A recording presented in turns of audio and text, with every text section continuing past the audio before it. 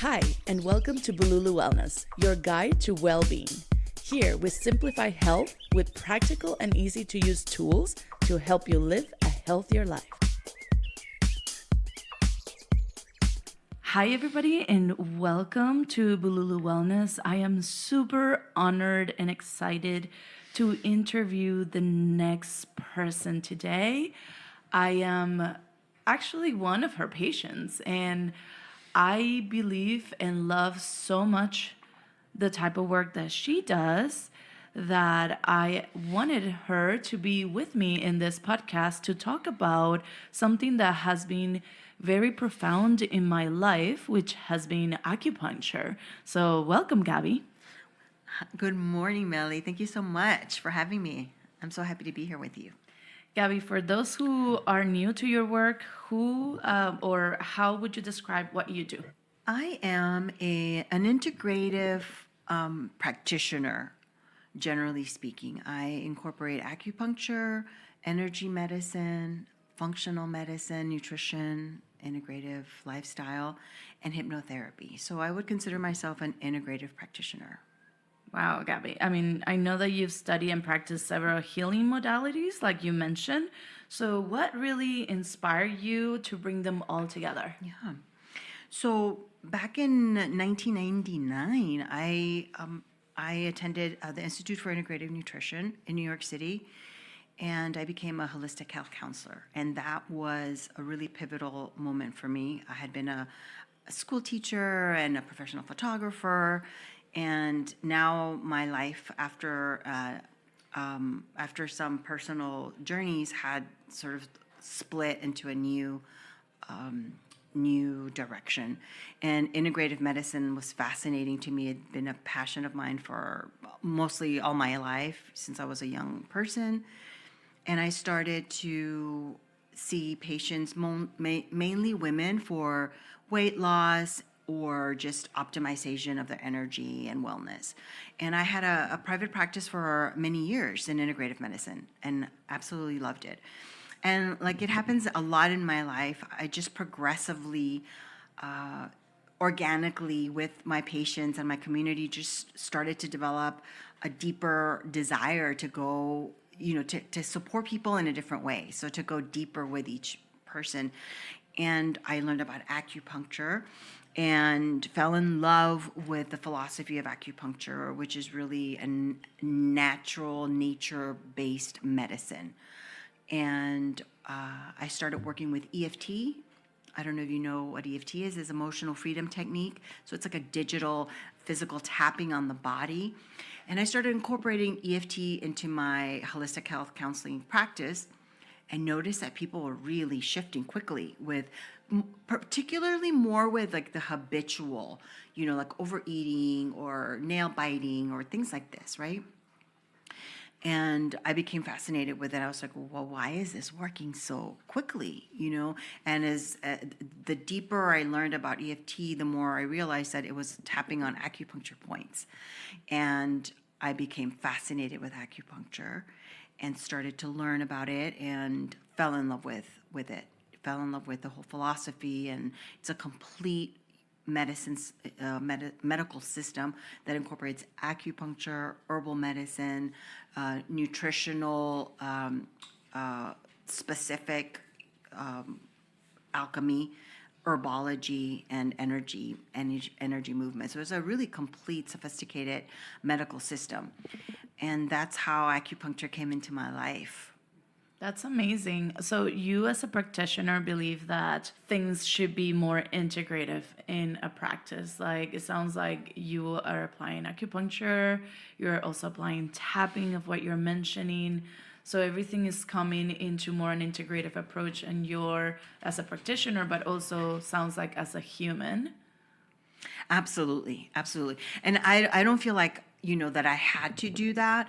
It was just like I said, it was an organic process for me. Mm-hmm. Just I did one thing and did really well with that and had a lot of success clinically, and then I just organically, sort of it just moved me in that direction where I wanted to help people come out of pain, which is what I specialize in with my acupuncture practice. I'm a pain specialist. So, Gabby, acupuncture was very meaningful to me because it came to my life at a point where I was dancing a lot. I was into fitness, more intense fitness at the time. I was traveling nationwide, teaching a ton of classes, and I thought I was being mindful of my body. But there was a point in my life where I really had a horrible back pain. And actually, they did MRIs. They were giving me a lot of medication. Nothing was solving it. I was sitting also on a work desk for 8 hours. Plus, I was doing all my activities. And somebody in a city called San Luis Obispo in California told me, you might want to try acupuncture. And I just didn't believe it. But the minute I stepped into that practitioner's office, she just looked at me and said, I know what muscle might be tense, and I'll be able to help it relieve it with some electric acupuncture. And I can tell you that I never swear. And as soon as she put that needle in the QL muscle, it was like, it was so painful for me. But at the same time, after the hour session, I was able to move again. I did not feel the pain. So it was that immediate in my life. Have you seen those cases that is that immediate? Absolutely. It can be immediate. We don't like to advertise for immediate results because people can sometimes, think that it's kind of a little bit magical, and it is not. Acupuncture is a medical modality. Like a lot of other medical modalities, you need a series of treatments because usually people aren't getting out of chronic pain immediately with one. It can happen for sure. Yeah. I love that. So let's dive in a little bit more about acupuncture.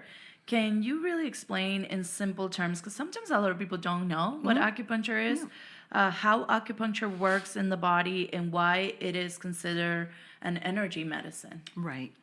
So acupuncture, so I'm just going to walk you through how I would walk a client in the clinic.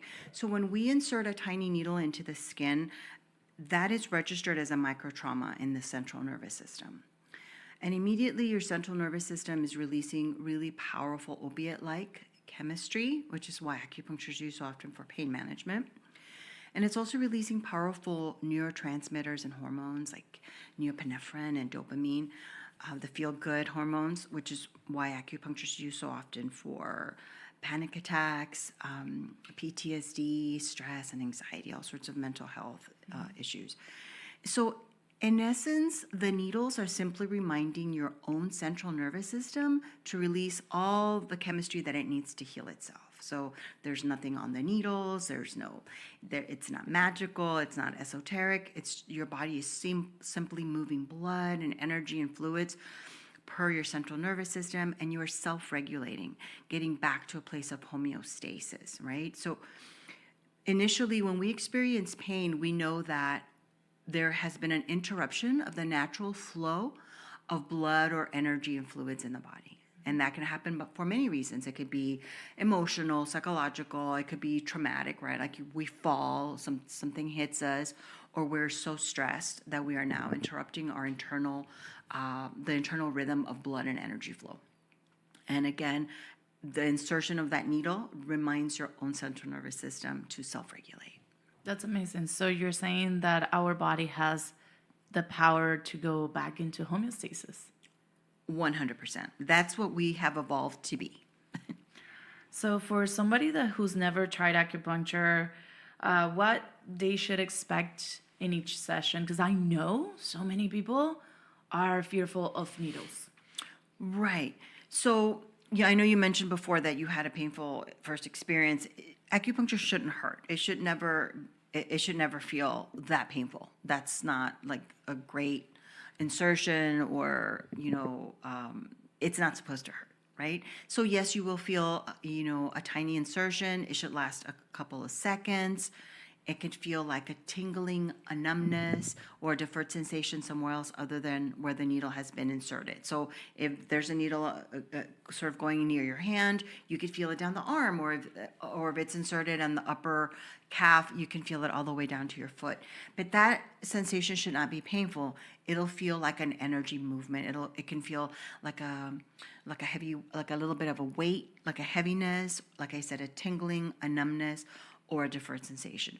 But the treatment experience should not be uncomfortable. If it is, you need to communicate that to your practitioner. So it's not about more pain, more gain. That is not the philosophy. Yeah. I think of what I experienced was that I know my muscle was on spasm. So I don't think that the needle was painful itself. I felt like when they placed the needle in the right place, it almost like my muscle kind of relaxed. So I don't think that it was like a painful experience. It was more like, Like a release of the muscle. Right. Yeah, right. exactly.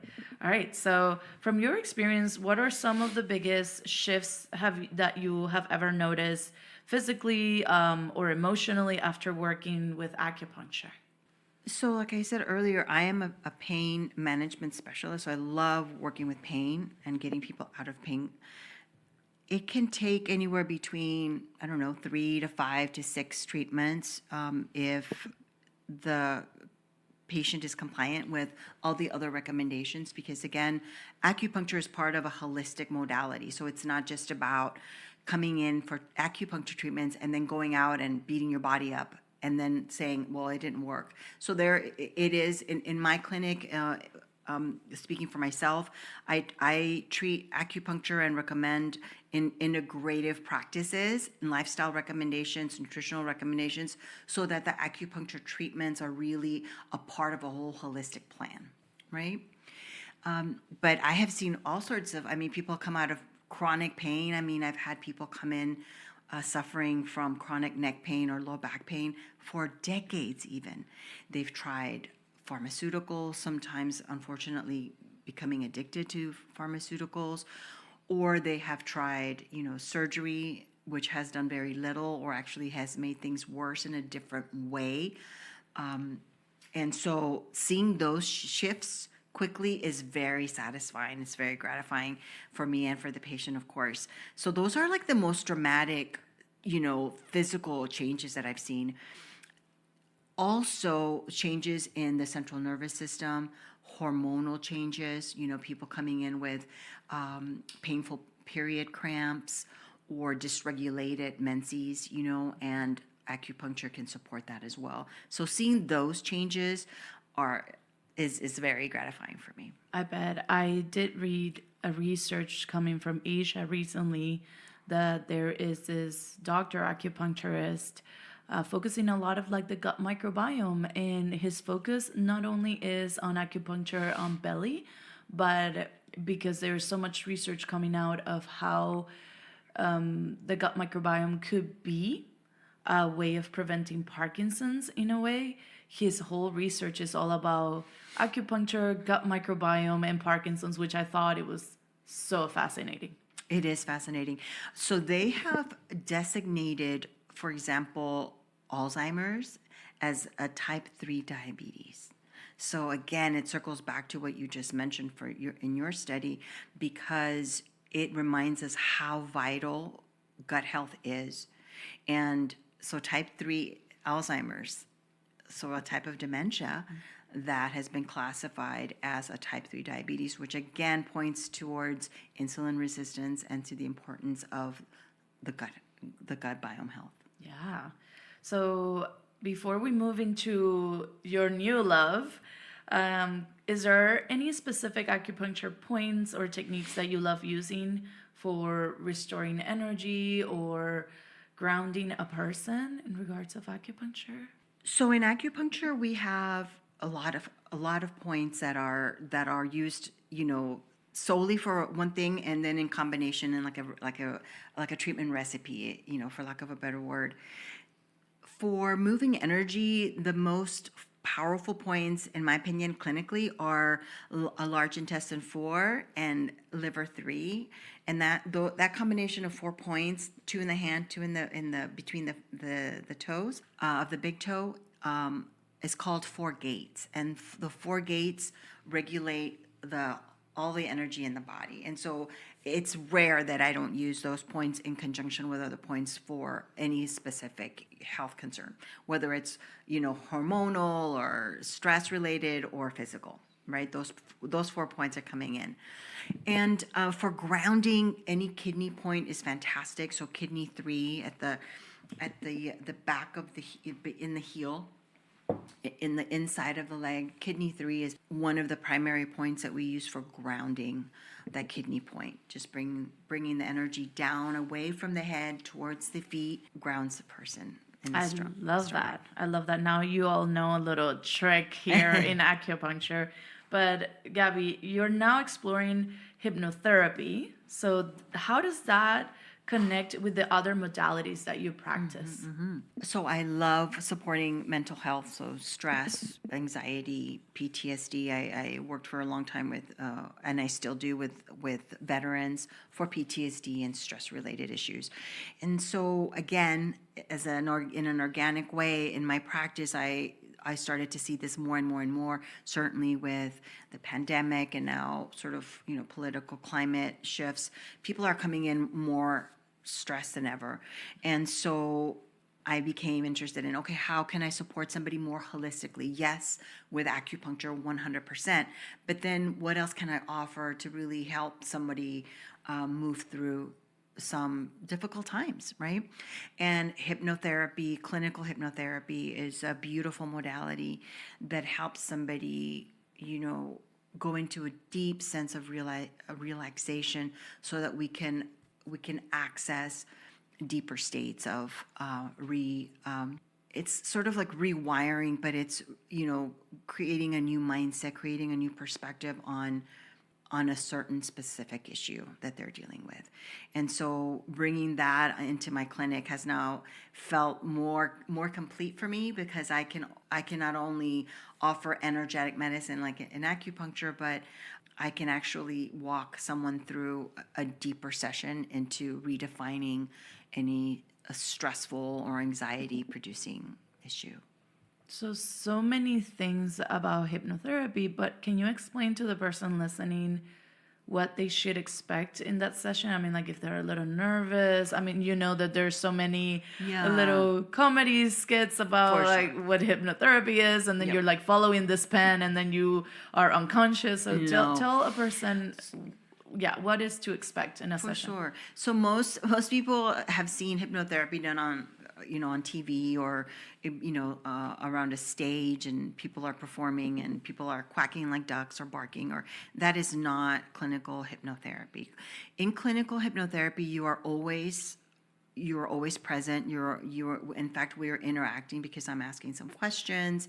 I'm asking you to recall certain things. So the client is never unconscious 100%. They're always in a very deep state of relaxation, so that now we can access the subconscious and we can move away from the triggering thought or feeling or habit, and redefine the way they want to be in life, the way they want to feel.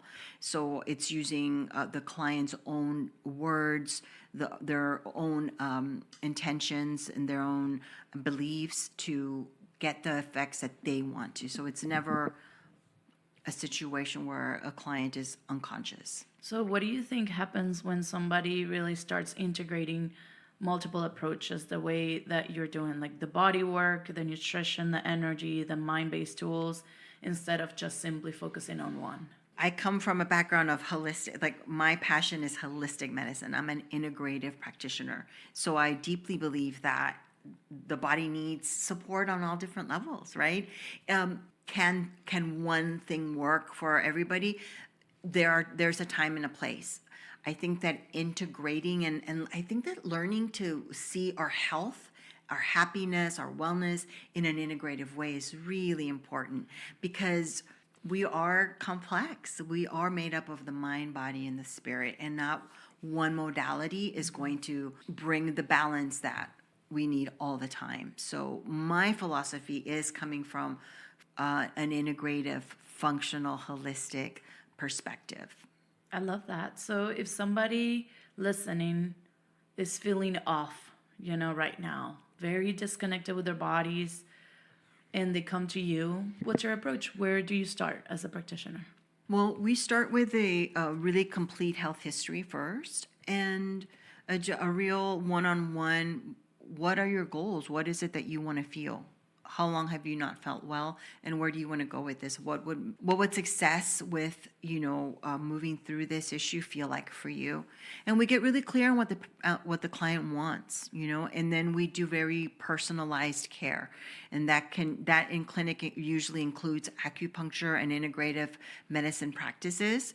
And if they want to go deeper into maybe they're stuck, maybe they have a habit that they would like to go deeper with, or a fear or anxiety about a specific thing, then I will always recommend some hypnotherapy sessions to create a complete picture of health and wellness. But it's really not it's not a cookie cut formula. It's very personalized, one-on-one, and really listening to what the client is going through and listening to what they want, right? Some people aren't ready to do a complete 100% redefinition of everything in their lives. That can be intense. And so we meet people where they are at the moment, and we take it from there. It's very personalized. Yeah, as a practitioner, I had to learn that, right? When a person comes to you and then you see the big picture and you're like, ooh, we can do this and we can do that, and this is kind of how we fix the problem in a way. And the person's not even ready for it. That's right. And so learning as a practitioner those skills is so important. So you as a practitioner, what are some practices that you do personally that help you reconnect with your own energy and stay centered? Because that's a big deal when you are working with energy all the time. What are your personal practices, if there's anything that you can share? Yeah. Well, I have 3 foundational routines that are just absolutes for me in my life, and they have been for a while. And the first one is nutrition. I eat, non-processed, whole foods. And it's not just about eating organic, non-processed foods. It's about being connected with what my body needs at a certain time in my life. As women, of course, every human, but as women in particular, as we age and shift and change, even when we move to a different climate, our nutritional needs could require an adjustment. And so one of the most important things that I do in my life is to stay connected to what my body's asking me. And instead of getting frustrated or mad if something isn't feeling right, I try to get really curious about what it is. Like, I wonder if I need to adjust that thing that was really working 5 years ago. Maybe it needs to be adjusted. Maybe that doesn't work for me anymore. And so that the nutritional integrative aspect is the foundation of my self-care. The other thing is meditation. I would be insane if I didn't meditate. And sometimes I do great with 1 20-minute meditation in the morning. Sometimes right now I'm needing 2 20-minute sessions, because that's just where my stress levels are these days. And that's okay. So again, really checking in with what I need at that particular time. And then the other, non-negotiable is to be out in nature as much as possible with my doggies, by myself, walking with friends, being in nature with the trees, in the sunlight as much as possible is non-negotiable. I think that if I have those 3 things and, well integrated into my day-to-day, I'm doing pretty good.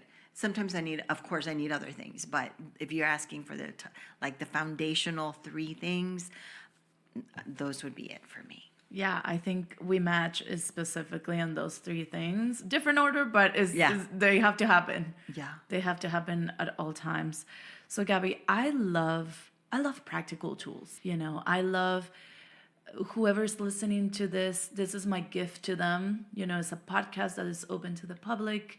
And we have people from Lima, Peru, to the United States, to Ireland, to Germany listening. So I would like to leave them with a little maybe exercise or tip or something about you and your practice. It can be either from tapping, it can be from hypnotherapy. Unfortunately, I don't think we can do acupuncture through the microphone, but anything that you want to leave an exercise for the person to practice this week, because this releases on a Monday. So I like them to practice it for the week and see if there's any shift. Is anything that you want to share with us as a practical tool? I think that the best practical tool that encompasses all of the modalities that I do, and just every modality, I think in general, would be connecting to the breath. You know, when we have pain, we start to breathe really shallowly. Our breath cycle is interrupted when we have chronic pain. Whether we're aware of it or not, that starts to happen. And when we're very anxious or stressed or going through a shock, also the breath has shifted and has become shallow. And so the most important thing as a foundational tool that I would suggest for everybody is to reconnect with their breath.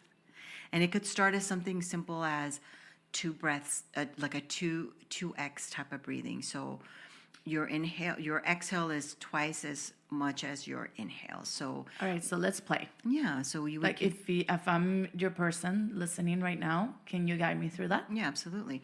So you can start with closing your eyes, just taking two breaths in, and on the exhale, make that 4 count. 4 counts for the exhale. And when you're ready, 2 breaths in, and 4 exhale.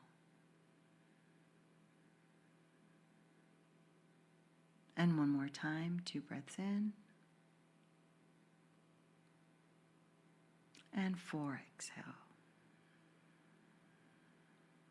And now as you continue with this cycle, you can start to notice how much calmer you start to feel. And you could now incorporate a 3 breath inhale when you're ready. And just notice. And then 6 exhale. One more time, 3 breaths in. And 6 out.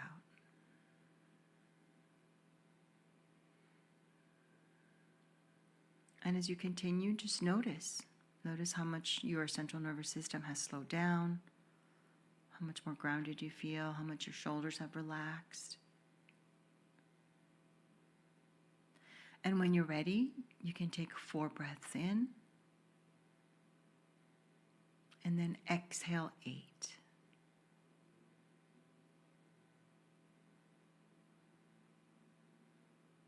And again, 4 breaths in.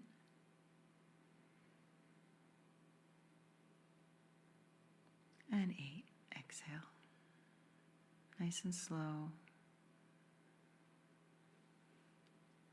And start to notice the difference between when you started and how you feel now. And we can do this breath cycle, this 2x breath cycle, when we're experiencing a high level of pain or when we're anxious. And it'll really help to just bring everything down back to center. How are you feeling about that? I feel good. And one of the discoveries that I made for myself, which is very interesting, I don't know, whoever listens, maybe they feel the same way, is that I've heard that when a person is very in sympathetic mode, or you've gone through trauma, or you're exercise a lot, the exhale becomes a little harder. That's right. The eights and when we were at the eights, it was like a little harder. Exactly, and that's why it's important to build up to that. But that's a great observation. Absolutely. I love and I'm sorry, I just wanted to say that, even doing any other modality, like I was gonna do some tapping, but even before tapping, the breath has to be there. Even we could be doing all sorts of things. We could be doing exercising. We could even be doing meditation, and we can certainly be doing acupuncture or tapping. But if the breath isn't relaxed and deep and purposeful, it's very difficult for the body to get into parasympathetic. It's like you are putting the right soil, so the little plant starts like develop. Exactly. I love that. Gabby, it's been a pleasure having you. But the first thing I'm going to ask you, or the last thing I will say I'm going to ask you is, how do people reach you? I mean, now with telehealth, everybody can see, not in acupuncture, but everybody can see you in all these wonderful practices that you do. So tell us a little bit how they can reach you at. Yeah, absolutely. So I am at frontporchacupuncture.com. That's my website. And so frontporchacupuncture.com. And it's very easy to schedule an appointment there to read a little bit more about hypnotherapy. I am having a new hypnotherapy website created as we speak, but you can access a lot of the information and scheduling at frontporchacupuncture.com. Awesome. I love this. And one more thing, because Gabby speaks extremely great English. She also speaks Spanish. So, Gabby, are you also open to do Spanish sessions? Absolutely. Claro que sí. So, love it. Bienvenidos todos los latinos. Yeah, Latinos, English speakers, please come and see Gabby. She's been a wonderful addition into my life, and I truly appreciate you being here and sharing all your talents with us. Thank you. Thank you so much, Meli. It's been a pleasure. If you enjoy what you hear, subscribe and share it with someone who might need it.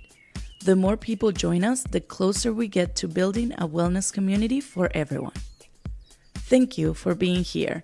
Now let's navigate this bululu together. This podcast is not intended to diagnose, treat, cure, or prevent any condition or disease. If you need help, please seek professional care.